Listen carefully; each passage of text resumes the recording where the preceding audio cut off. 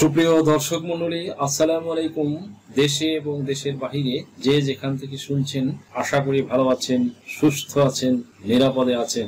আমি advocate Mohammad Belayet Hossain, Bangladesh supreme court. Viewers, আজকে দুর্দান্ত একটি টপিক নিয়ে আপনাদের সামনে হাজির হয়েছি। টপিকটি হলো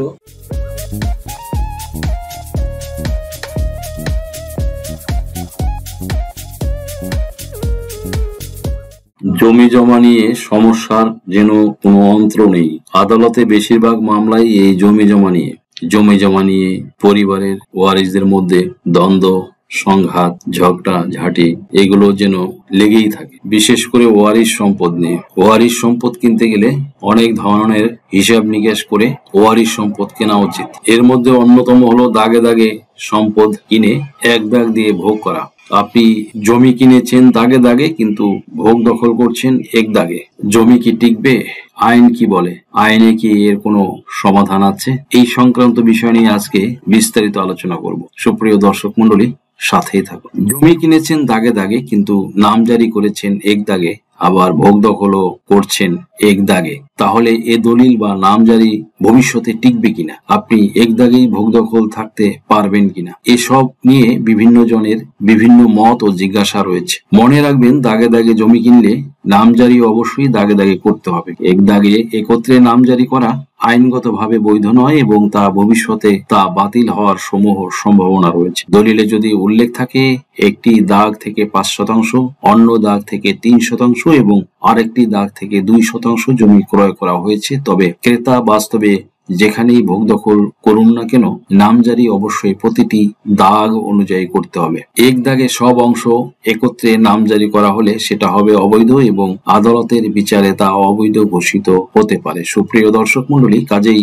সহশরিক বা বঞ্চিত ওয়ারিশরা ভবিষ্যতে মোকদ্দমা করলে আদালত যাচাই করে সহজেই বুঝতে পারবে যে বিক্রেতার অংশ সীমিত ছিল, অথচ দলিলে বেশি জমি দেখানো হয়েছে। এই অবস্থায় শুধু নামজারি নয়, দলিলও বাতিল হতে পারে। ফলে এ সমস্যার আইনগত সমাধান হচ্ছে দাগে দাগে নামজারি করাই একমাত্র বৈধ পথ। যদি বাস্তবে এক দাগে জমি ব্যবহার করতে চান, তবে সহশরিকদের সঙ্গে এওয়াজ বদল বা বিনিময় দলিল করে বৈধভাবে রেজিস্ট্রি করে নিতে হবে। অন্যথায় যেই অংশে বিক্রেতার সম্পত্তি ছিল না, সেই অংশে দখল রাখা অবৈধ হিসেবে গণ্য হবে এবং বড় ধরনের জটিলতা তৈরি হতে পারে। আরেকটি বিষয় মনে রাখবেন, কারো শরিকানা সম্পত্তি কেনার আগে জমির সব কাগজপত্র, ওয়ারিশান সনদ ও দলিল ভালোভাবে যাচাই না করে ক্রেতা হিসেবে আজীবনের কষ্টের টাকা দিয়ে মামলা মোকদ্দমা ক্রয় করার ঝুঁকিতে পড়বেন। কাজেই এখন থেকে যদি ওয়ারিশরা পারস্পরিক সম্মতিতে আপোষ বন্টননামা দলিল করে থাকেন, তাহলে যে যার অংশ অনুযায়ী নির্দিষ্ট একটি দাগ থেকেই নামজারি করতে পারবেন। অর্থাৎ কারো ভাগে যদি 10% জমি পড়ে এবং তা যদি একটি নির্দিষ্ট দাগে নির্ধারিত হয়, তাহলে তিনি সেই এক দাগ থেকে সম্পত্তির মালিক হিসেবে নামজারি করতে পারবেন এবং বিক্রি, হস্তান্তর সহ সব ধরনের আইনি কার্যক্রম চালাতে পারবেন।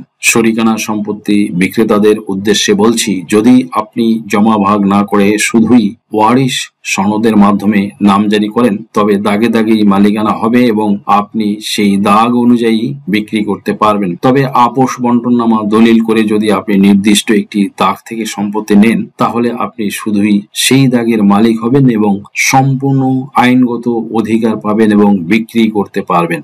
সম্প্রতি ভূমি মন্ত্রণালয়ের পরিপত্রে স্পষ্ট বলা হয়েছে, আপোষ বন্টননামা দলিল ছাড়া এক দাগ থেকে অংশ বিশেষ বিক্রি করলে তা বৈধ হবে না। তাই আইনি সুরক্ষার জন্য আপোষ করে বন্টন দলিল রেজিস্ট্রি করা আবশ্যক। আশা করি ভিডিওটি থেকে আপনারা সামান্যতম হলেও উপকৃত হয়েছেন। যদি এই ভিডিওটি আপনাদের সামান্যতম উপকার আসে, তাহলে রিকোয়েস্ট করব চ্যানেলটি লাইক, শেয়ার, কমেন্টস এবং সাবস্ক্রাইব করে পাশে থাকা বেল বাটনটি প্রেস করে দিন, যাতে পরবর্তী ভিডিওর নোটিফিকেশনটি খুব সহজেই পেয়ে যান। সো আজকের মতো এখানেই শেষ করছি। দেখা হবে অন্য কোনো দিন, অন্য কোনো ভিডিওতে, অন্য কোনো আইনি কন্টেন্ট নিয়ে। সেই পর্যন্ত সকলে ভালো থাকুন, সুস্থ থাকুন, নিরাপদে থাকুন। আবারও সবাইকে ধন্যবাদ জানিয়ে এখানে শেষ করছি।